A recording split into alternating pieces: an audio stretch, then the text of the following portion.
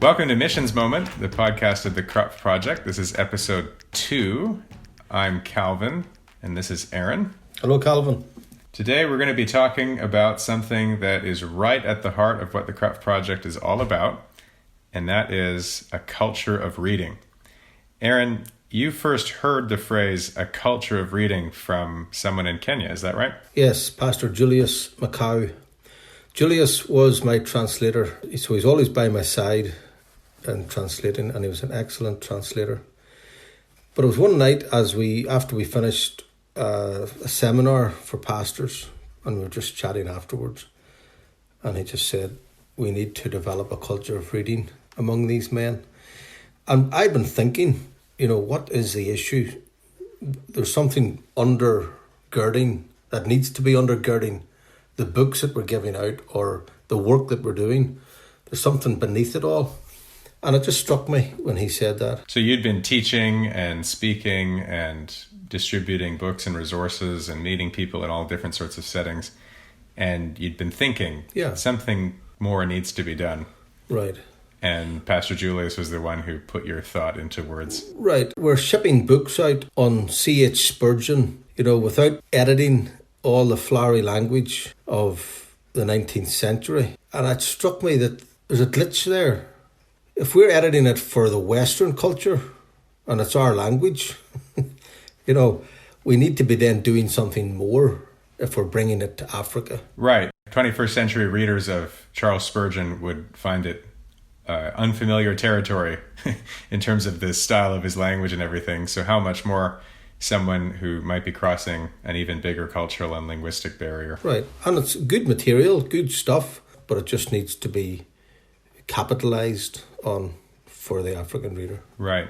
So if may I call it the old way of distributing books was basically just finding books that are available and sound and reliable and just giving them out. What's the new way of doing it that's going to help build a culture of reading?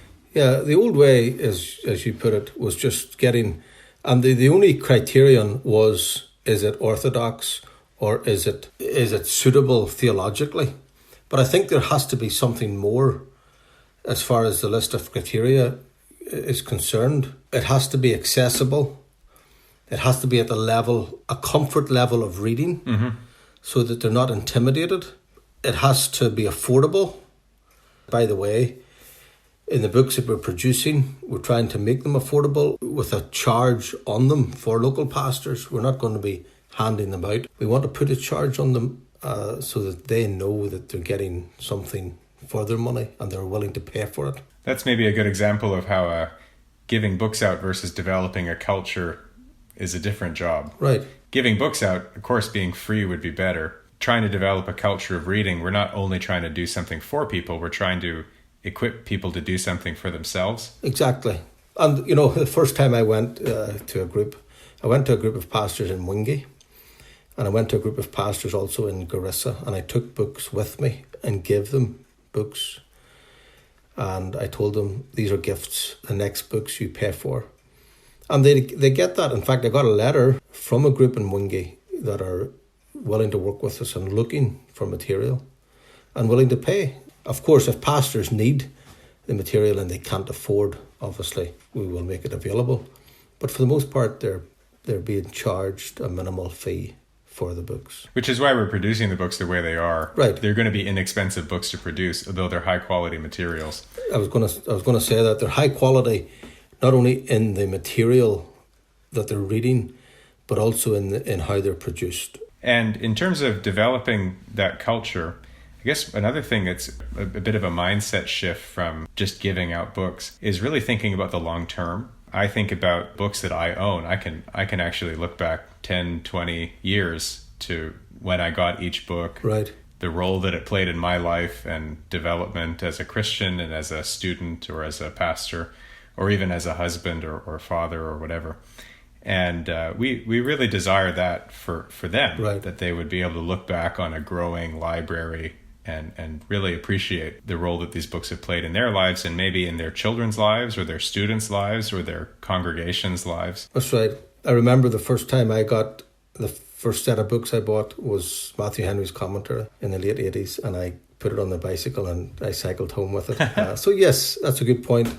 They're building a library, and they're building memories as they build that library. Another thing about building a culture versus just making books available is we want these books to be something that really get used because people want to use them and they know how to use them and they can use them.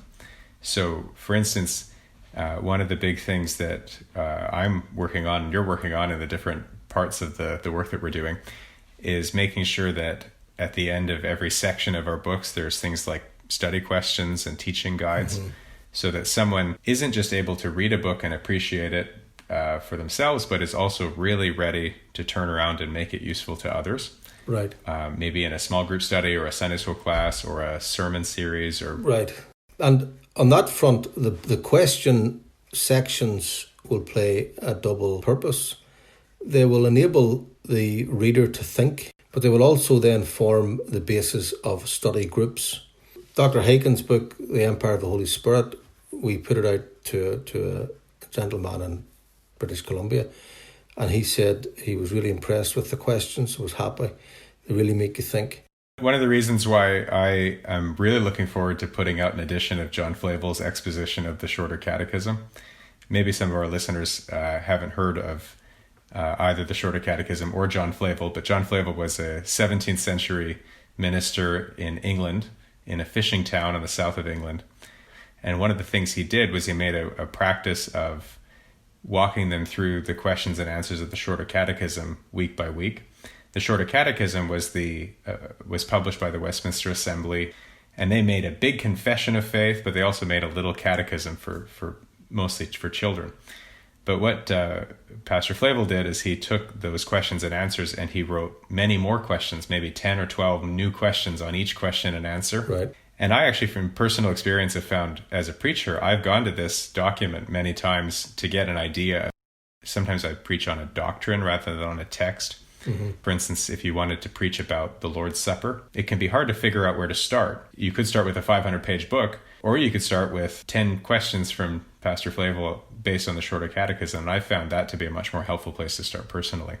So to me, that's a good example of how a book published, it's going on a little more than 400 years ago now, is turning out to still be part of a culture of teaching God's people and learning and growing and thinking through how to communicate the message of Scripture. The focus is on another generation, the next generation, so that the pastors, as we are teaching men to develop this culture and habit of reading, the people in their pews then will be excited and motivated and inspired to read as they see their pastors reading. So we might not see the effects, and I was speaking to someone recently about this.